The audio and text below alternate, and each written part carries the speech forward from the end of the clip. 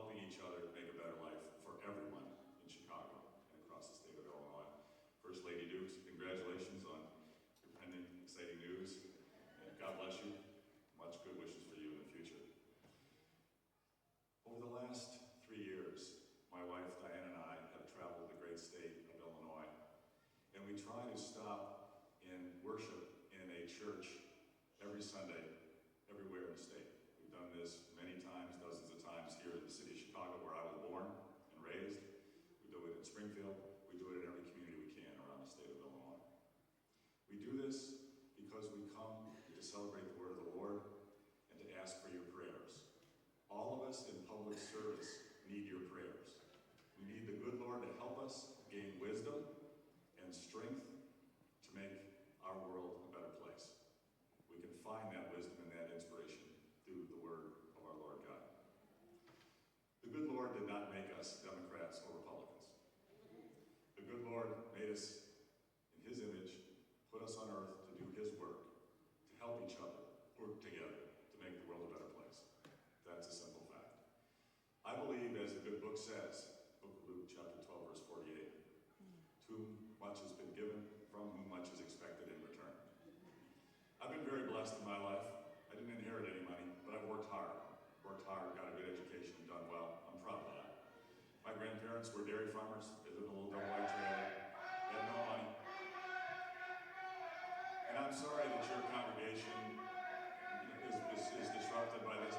It's part of public service, and I respectfully listen, and I will go visit with the protesters after the service. I'm sorry that your service has to be disrupted this way. I apologize for that. You deserve better. It's part of my life. I accept it and I deal with it. You don't deserve to have this happen to you. I apologize. But what my grandfather taught me was 3 things: hard work, getting a good education, and giving back in the community. We have a moral duty to help each other. We have a moral duty to work together. Everybody needs some help. Now, in my life, I was a businessman for 32 years, and I'm very privileged. I work for teachers. Not many of you people know this, but I work for teachers primarily in Chicago and around the state of Illinois. I invested their pension money, building businesses with their pension money so that the teachers could have a better retirement, and we could build businesses and jobs here in Illinois and around America. And I'm very proud of the success that we have. We built many successful businesses, and it made a return for our teachers that was more than double the stock market. Phenomenal returns over 32 years, so our teachers could have a better retirement and live a good life after their wonderful service to the children of Chicago and around the state. In my role now as governor, I'm a volunteer. I'm not taking any salary, I'm not taking any pension.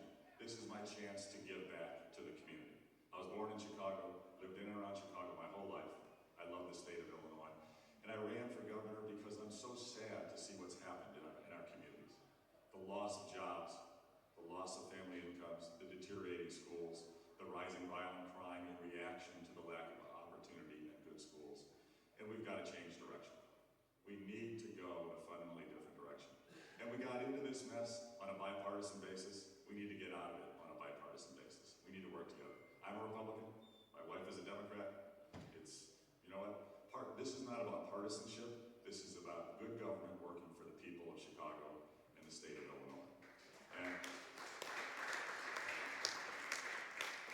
And I am very passionate about 2 things: creating more jobs, good paying jobs, not minimum wage jobs, good paying jobs, good careers, and having excellent schools in every neighborhood, in every community.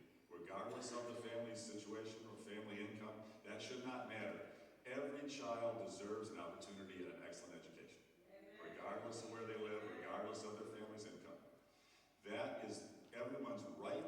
It's the right to the American dream and a better life generation after generation. We have lost the opportunity for the American dream in too many of our communities here in Illinois. I want to change that and restore the American dream, opportunity for everyone. That's the reason I ran for governor. Now we're fighting hard. We're fighting hard to change the direction. Chicago has lost half its manufacturing jobs just in the last 15 years. And these are not minimum wage jobs. These are good paying jobs, many of which were filled with African American community members working in these factories. They're leaving because we're not competitive. We're not attractive for business. And there's nothing wrong get started, but that's not really a career. That's not a career. That doesn't have rising wages with technical skills. We need real jobs, real careers, and an education system that trains young people for these jobs. We have the worst funding system of schools anywhere in America. We overly rely on local property taxes to fund our schools. That means low-income communities don't have the resources to put in their schools that higher-income communities have. And Illinois is the worst state in America for funding schools. We're the lowest. We're number 50 out of 50. We're fighting to increase state support for schools. No matter what else happens with the budget, schools and teachers and our children should come first, and we should put more money in our schools to fund for our kids. And we're fighting for this right now. The folks in power, the folks who've been in power in Chicago and in Illinois for the last 30 years, 40 years, they don't want to change. They like the status quo. The special interest groups that have put them in place like the current system. They don't want to change the system. But we have got to change the system. We need a government that works for all the people of this state and of this city. That's the reason I'm fighting for term limits on elected officials so they don't stay in office beyond 10 years or so. They shouldn't be there for 30 or 40 years. And I'm fighting for fair maps, redistricting reform, so we can have competitive general elections. Nobody gets locked in their office. They have to work to earn your vote and fight to serve you, not serve a special interest or some powerful politician. We need to change the system. Now, not many of you know this, but my wife has dedicated her life to early childhood education. She is the president of the Ounce of Prevention Fund. She runs child care programs and early childhood education programs for young people who are growing up without the resources that many people have. And she runs child care centers here in Chicago and around the state of Illinois and in 24 states across America, running child care centers for children in poverty who deserve an access to excellent education when they're 2, 3, 4, 5 years old. Because it's wrong to think that child care can be okay if a young child is strapped in a car seat and the TV's turned on. That is not high-quality child care. And that is institutionalized brain damage that hurts a young person's brain development. When they're 2, 3, 4, 5 years old is when their brains are developing and acquiring their processing skills. And if in child care, they're strapped away with a television and just put aside, that is wrong, that is unjust, and that denies them access to a good education because they're held back. Our child care systems need to employ early childhood education so our young people can learn and acquire language and numbers and the various skills so when they get to first grade, they're ready to thrive.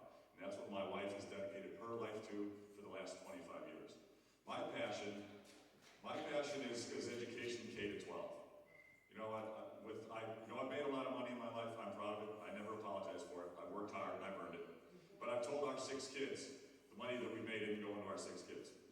It's going back in the community. So my wife and I have been among the most active builders and remodelers of public schools here in Chicago. We've helped build and remodel schools in the south side and the west side and in many communities. We fund teacher training programs, principal development programs, scholarships for low-income kids. 20 years ago, I funded a full professorship at Morehouse College in Atlanta, Georgia, which, I don't know if you know Morehouse, but they do a great job educating young African-American leaders. And my wife and I have been active. Education is the opportunity for a better life for everyone. Here in Chicago, we are passionate about helping every neighborhood have school choices for their children. Every parent deserves to be able to choose a school that fits their child that is a high-quality option. And too many of our kids are trapped in failing schools. It is wrong, it is unjust, and we've got to change the system. Both with more resources, but also with more flexibility and more choices. This is essential, and this is what we're battling to do. Now, it's an honor to be here with you today, to celebrate and worship with you. I look forward to working with your congregation and your wonderful leader here, Bishop Dukes, to make changes, important changes in the system going forward.